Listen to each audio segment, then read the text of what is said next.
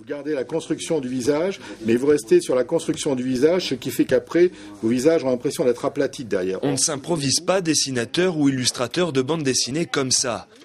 Éric Jussézac et Loïc Jombard en savent quelque chose.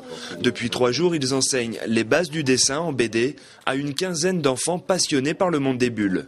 La grande difficulté dans le temps qui nous est imparti, c'est de leur donner les bases sur la structuration de l'être humain, comment dessiner un être humain de manière graphique et stylisée, un peu dans l'esprit d'Hergé par exemple, puisque Tintin, ça n'est jamais qu'une tête ronde avec 2 yeux, un nez, une bouche, une houppette, et structurer ça sur un corps. Donc là, on essaie de leur faire comprendre le volume du crâne. Et vous apercevez que ce n'est pas si simple que cela, parce que à la fois un crâne de face, c'est presque un œuf, mais après, il faut sentir le crâne derrière.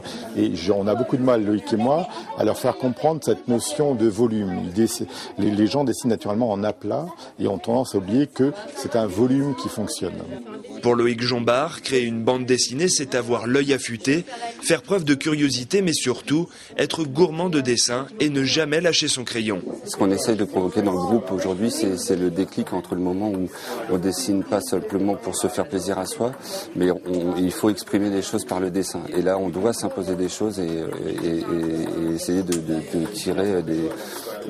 Il faut arrêter à un moment donné de dessiner que ce qu'on aime et aller au-delà et essayer de se transcender pour sortir des choses. Il n'y a que là qu'on progresse, quoi. Le but au final pour les enfants, c'est de créer leur propre bande dessinée autour d'un scénario policier concocté par les 2 professionnels. Pour Éric et Loïc, comme pour les dessinateurs en herbe, un challenge que tous veulent relever et qui pourrait bien plus tard susciter des vocations. On apprend vraiment le métier de professionnel, on regarde un petit peu comment ça se passe, etc. Et ça permet aussi au niveau orientation de savoir si vraiment on veut partir dans ces métiers, si ça nous intéresse, des choses comme ça. Et si, c'est vraiment un défi. Et puis après, on peut se dire, on a fait le même travail qu'un professionnel. Et c'est un petit peu, c'est bien à dire ça. Quand je suis au collège, je suis toujours passionnée par l'art plastique. Et dès que j'ai vu cette annonce, j'ai voulu tout de suite m'inscrire parce que ça me plaisait, j'aime beaucoup le dessin. À cet apprentissage viendra ensuite se greffer l'autre élément indispensable de la BD, le scénario. Et à ce sujet, les professionnels sont unanimes. Un bon scénario peut souvent sauver un mauvais dessin, mais pas l'inverse.